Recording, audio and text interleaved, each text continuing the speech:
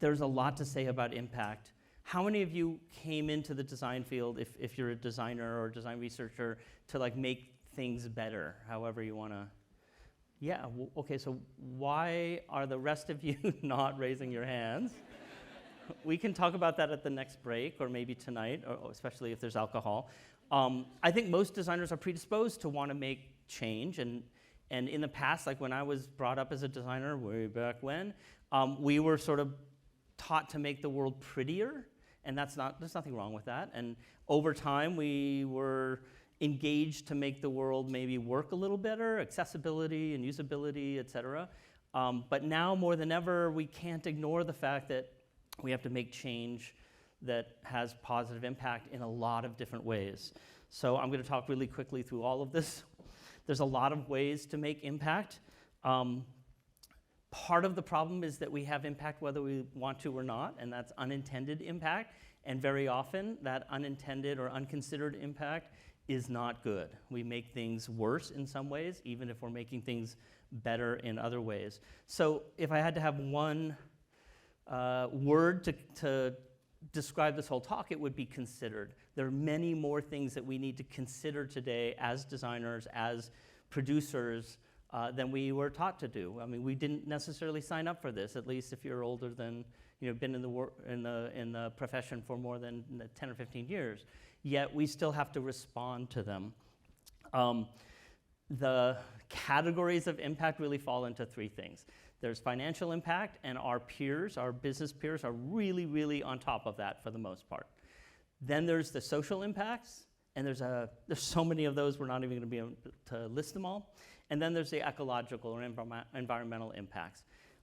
We have a double-edged responsibility here. We cannot not take advantage of or take note of or work towards the impact of these areas anymore. The other side of the responsibility is when we do it, we have to do it right. We have to do it the right way, we have to consider the right things, and we have to do the best we can. There's no perfect, but most of our peers, and maybe you've had this experience, in especially the business world, but even in the NGO world and the government world, they're maybe not as engaged on these other levels. They're hyper engaged on the financial, and often at the expense of the other kinds of impacts. And that sort of sets up teams and organizations as being fairly sociopathic. That's where we are as a profession still. Unintentionally sociopathic, but sociopathic often nonetheless. This is a saying that's been in the traditional business world for over a century, probably without these particular words for many centuries, and this is how many of our peers still view their work and their responsibilities. We're here to make money. You can do whatever you want to do with your money later, outside of the system, but that's all we're here. And in fact, in the United States, we have a legal system set up within business that reinforces this to make it actually difficult to not do this. Hopefully that's a little bit different here in the EU and elsewhere in the world. But there are a lot of challenges that we face when we try to engage in these areas. In terms of the social area, there are so many categories, and these are not even the subcategories. Some of these have 50 subcategories under them, and there's no one right way or one right combination, and you can't approach all of them in your work. That's okay, but it's up to you at some point with your team or your organization, if you're high enough in the organization, to figure out where you want to have impact within this ever-changing, ever-growing list of things. Of course, on the ecological side, we hear a lot about carbon dioxide and carbon markets and carbon trading and reducing carbon, et cetera, and that's a good thing, but it's a completely incomplete view of what needs to be done. There are other things that we have to watch or measure or reform in terms of what's our impact or the impact of the things that we create and manage and lead, even in the ecological space. So here's sort of 5 of the main categories there. And none of these are very well developed. Even carbon isn't terribly well developed, but there's a bunch of people in the crypto space building carbon markets. Okay, that's good. What about air? What about biodiversity? What about soil? Water's not too bad in terms of the development and the attention on it, but we don't even have a metric system for measuring healthy soil and healthy biodiversity that we all agree on. That makes it harder for us to engage in these areas, and yet we can't let that stop us. So a lot about impact is it changes what we see, and we have to change our research methods in order to see more things that we've been taught to probably in school or in books or in workshops, et cetera. So we have to do more considered research or more careful research. And we have a responsibility to do this even if we're not being asked to do this. So we may have to integrate this into our process even if our clients or our companies aren't asking or demanding for us to do it. My mentor in all of this is Minnie Breadlau. She works with me, she teaches with me at CCA, but she also is a creative director at Pinterest, and she also is the founder of I'm gonna get it wrong. I wanna say Purchase Project. I'm just blanking on the name of her NGO that focuses on teaching people how to have considered impact, especially in research. So there's a field. How many people have heard about trauma-informed design or trauma-informed research? Okay, not a lot of people. This is your job for the rest of the year, is to inform yourself about trauma-informed design. And basically, this is a set of preparations and a set of integrations about how you're going to do research with subjects in a more considered way, and specifically considering what's their context, their trauma. It doesn't always have to be trauma, but that gets everyone's attention. What's really driving their behaviors and their reactions to things, and how can we both understand those so that we can build better projects, but more importantly, how do we approach these research subjects, to use a technical term, in a better way so that we have a more productive understanding and hopefully a much better relationship moving forward, and we can get better data out of that. There's a set of things you should be thinking about doing before you do your research, and a lot of this has to do with some self-discovery about your own trauma. We all have trauma, and how you show up, and how you show up to other people in terms of the power systems you represent, the identity systems that you represent, and how are you going to alleviate those so that you can have the most authentic and honest interactions with people to really understand them. A lot of this has to do with developing trust with people you've never met before. Here's my favorite, really simple definition of trust. This is what it boils down to. If you're not competent, it's going to be really hard for you to develop trust. If you're not reliable or consistent, it's also going to be really hard to develop trust. If you're not sincere, same thing. And if your research subjects don't have very much tolerance for risk, it's also going to be much more difficult. But if you can approach these 4 things, you can more quickly develop better trust with people. It's up to you to figure out what the specific ways you're going to show up and interact with people in order to make that happen. There's a great book on this. I'm essentially paraphrasing parts of it. But this is another double-edged sword, because there's a lot of people that, even though we can educate ourselves with these new sort of systems and more better understandings, there's a lot of pushback in some of these places. And there's pushback for very real, very legitimate reasons why people may not trust us, or why they may be threatened with us, why they may shut down or not want to participate. And so it would be a great thing if you delved into this over the rest of the year and figured out how you can show up differently in order to form better relationships and research, and therefore gather the information that you need to make better projects or better responses. I think Cheryl talked about using the word not intervention instead of solution. We tend to use the word response, design response, rather than design solution at CCA, thanks to Minnie, because that frames for both who we're designing for and for ourselves what the reality is of what we're designing for. There's a bunch of stuff that you can do, a bunch of items you can do during research to change how you show up and interact with people. And then, of course, there's a bunch of things that you can do after research, because sometimes working with traumatic situations or people who have trauma triggers trauma for ourselves, and we have to do a certain amount of self-care and self-evaluation in order to reset ourselves after these experiences, even if they were positive experiences, and set ourselves in the right mind space to then use the information that we've gleaned and researched towards making better things. This is a really good tool that talks about some of these things. So that's the photo you want to take. Also, all of this stuff is online. I probably failed to mention it. The URL's on the first screen and the last screen, so you don't have to worry about catching it all. So how does this change how we work as designers? And again, I know that we haven't been taught this. I mean, we teach it to our students now, but that's just within the last 3 or 5 years. When I was growing up, none of this was part of the design conversation. Here's one of the tools. I'm going to run through a bunch of tools. Some of them you don't need to worry about, but they're there for context.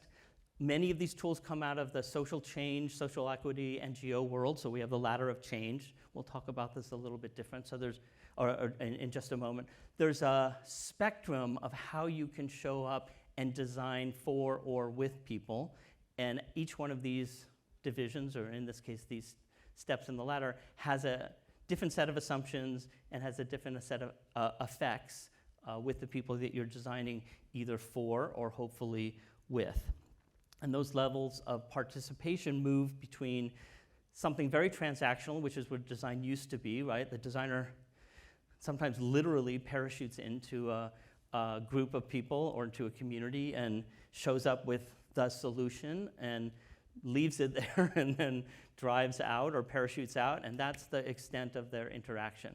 And maybe that's successful. I think there's been lots of this done in the past that has not been terribly successful because they haven't left any context around what they left with. And very often that solution has very limited applicability to the communities that they're designing for because, of course, they haven't taken a lot of time to understand what that community really needs. On the other end of the spectrum, it tends to be transformational, if we're being optimistic, but it requires a whole different set of skills and interactions where you are inviting people into the process, and you're inviting people to own parts of the process or do parts of the process, and ultimately, when you leave, if you leave, they have all the skills they need to continue the process on their own. That's sort of the ideal, right?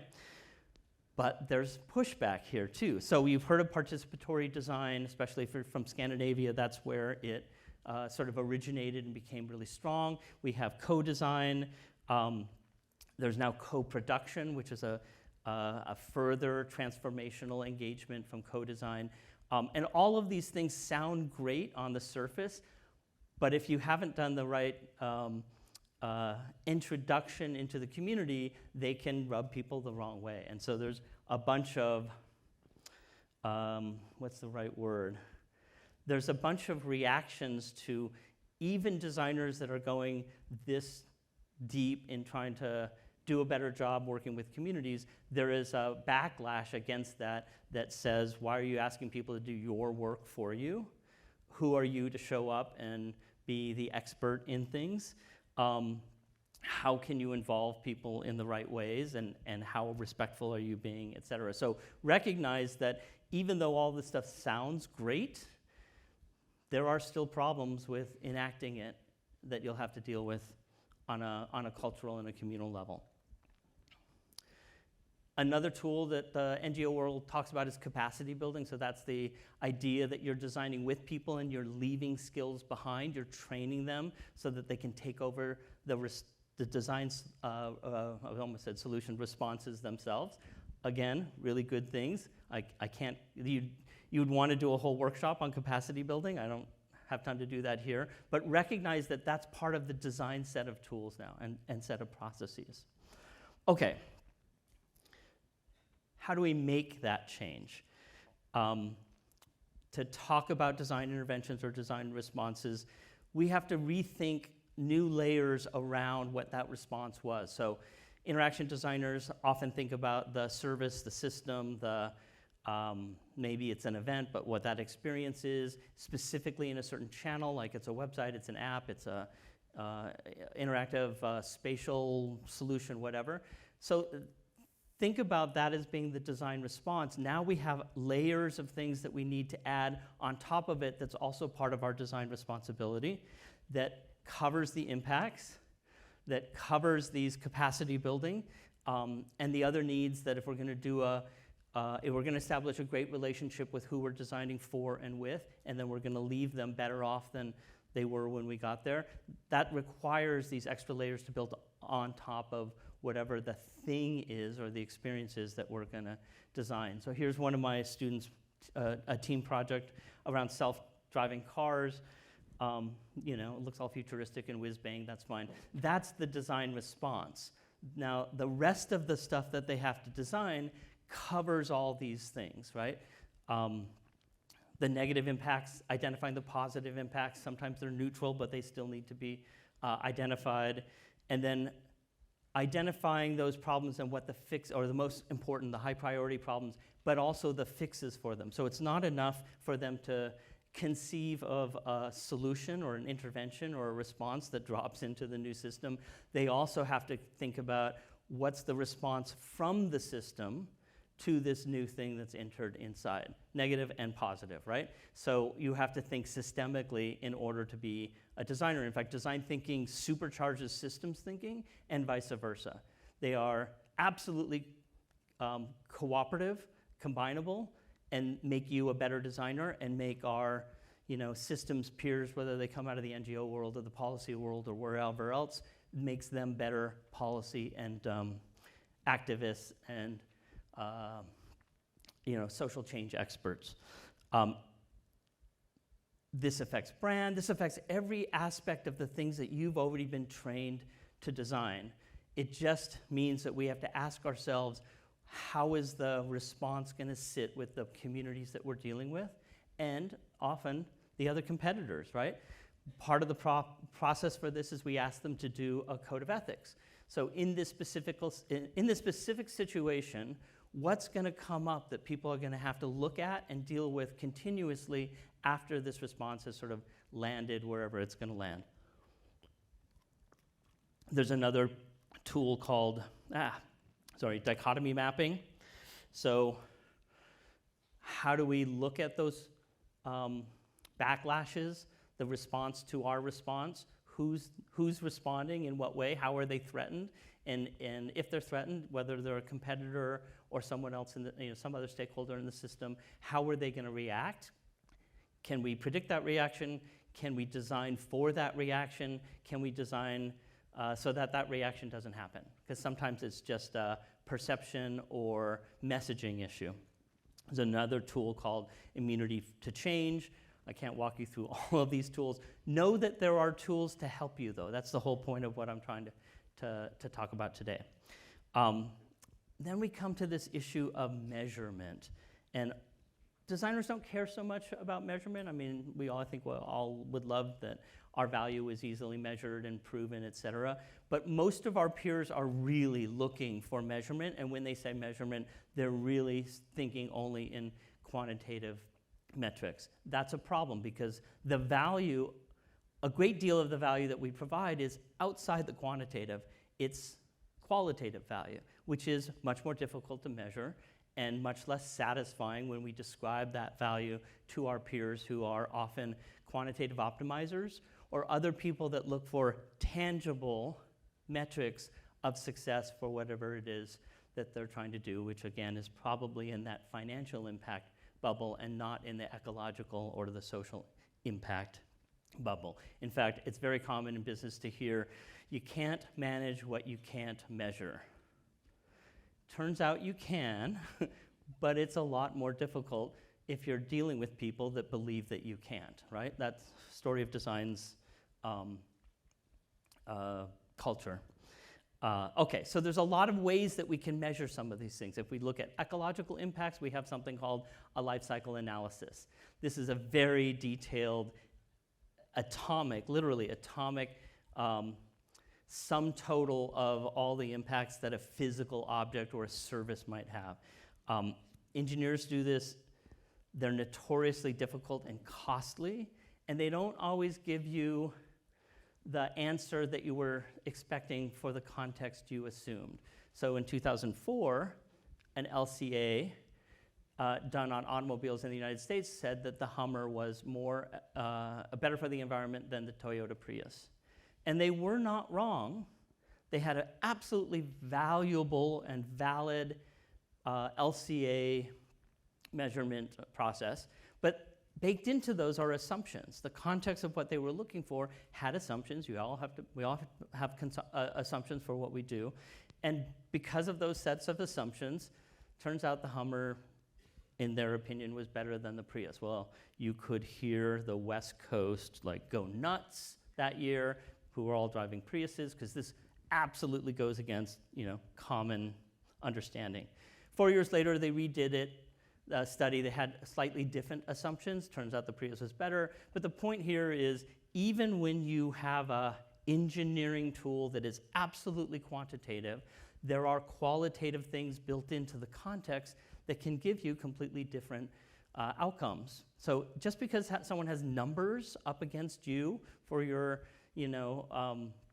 the solution that you're trying to sell to your team or to your managers or to your clients, et cetera, doesn't mean that they're right. And they give us really interesting results, like maybe those coffee pods aren't so bad at all. Or we get things like, these things are actually fairly comparable, they just have different solutions. They have different goals set into their design process, and they have different outcomes, and turns out they're both okay. What's not shown here is, where the hell is all the other laptop manufacturers? Where's Asus and where's, well, it used to be ThinkPad or whatever. They're not on the list. So we can argue about Apple and HP, but they're both successful compared to the whole realm. If you want to try your hand at this, here's a really good tool, Sustainable Minds. It's made for designers. You can start, you could break down something in your house or find something that's used or at a thrift store, break it down and measure it, and really see what's happening in a physical product and where the impacts are and what kind of impacts they are. It's absolutely eye-opening. Another tool that's very popular these days is the circular economy. It's actually a process more than a tool. I just came last week. I was at a worldwide design competition, and the end judging of the 5 finalists, all built on circular economy notions. So the solutions had to have circular solutions where the waste of one product one process became the input for another. But even as popular as circular economy has become, it's not complete. There is nothing about social and there's nothing about economic circularity in this framework, right? So it's great, but not great enough. Other tools, we've been talking about true cost accounting for probably 20, 30 years now. It remains basically the uber ideal metric of you can compare one product to another because it's all wrapped in, all the costs that aren't associated today are wrapped in, but it doesn't exist, right? People are working on it, doesn't exist today, maybe it will exist someday. This is a really helpful framing. So the UN Sustainable Goals, Development Goals, is a really good way for you or your team to insert yourself or start this conversation about impact. Choose 2 or 3 and see through those lenses what happens in your work, both in the output and in the processes.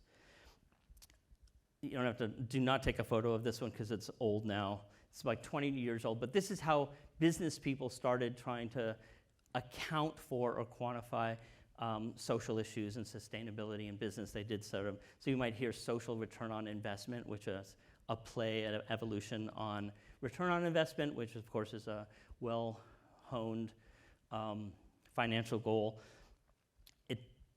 It was never very popular. It's not popular. It's not even used anymore. But it brings up some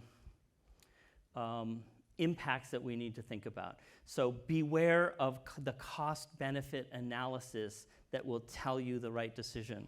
So if you're not from the US or you're younger than 40, you won't probably know the Pinto, the Ford Pinto, but Ford Pinto had a little bit of a problem in that if you rear-ended them, they blew up. Oops, whatever. So Ford knew about this, but they did a cost-benefit analysis of what's it going to cost to fix every Pinto on the road and all the other Pintos being manufactured. What's it going to cost if we don't? Well, there's going to be legal costs. We're going to win some. We're going to lose some. There's insurance costs, blah, blah, blah. Turns out when they did the cost-benefit analysis, fixing the Pinto cost more than not fixing the Pinto, so their decision was, let's not fix a Pinto and we'll just fight the lawsuits, right? Wrong answer. And this is before people really understood the power of brand and the value of brand, and maybe back in the 70s and 80s they would have reformulated their cost-benefit analysis with that kind of understanding. But that's the wrong way to do measurement, because their answer was what was the cheapest thing to do, not what was the right thing to do. The other trap that you need to be aware of here is the quant trap. So how many of you have been asked to quantify or validate or measure the value of design in your organization? Wow, that's scary. I wish this was a conversation because I'd ask you what your experiences were.